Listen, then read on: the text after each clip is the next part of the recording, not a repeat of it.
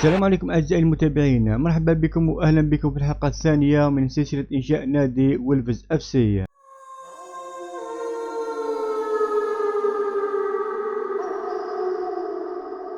خلينا نعطيكم نظرة سريعة وملخص سريع عن الحلقة اللي درناها في المرة اللي فاتت. أنشأنا نادي وولفز اف سي، وهذا هو الشعار كما قلت في المرة اللي فاتت، وبنينا تشكيلة شابة من لاعبين شباب، وخرجنا بهذه التشكيلة اللي راهي قدامكم وتشوفوا فيها. وبعد ما بنينا هذه التشكيلة لعبنا بعض المباريات في تشامبيونشيب، وفي حلقة اليوم راح نفتتح حلقة اليوم بمباراة في الاف اكا في الجولة الثانية ضد فريق من العيار الثقيل من البريمير ليج، وهو ويست هام يونايتد، فريق الهامرز، فريق المطارق. قد تكون الركلة الأولى هي الأهم.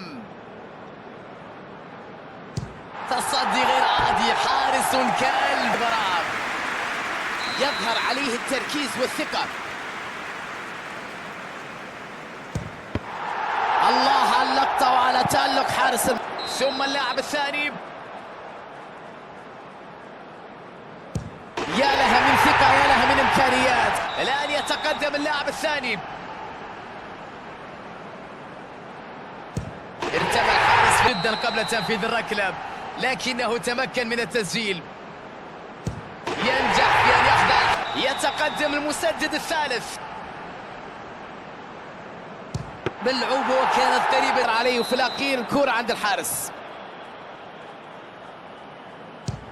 يلعبها لكن تعود من القائم، ولم يكن محظوظ، ضربة ضائعة.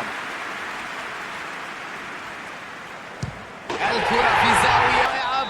الركلة الخامسة دائما ما تكون مهمة. الله، عند رأي آخر.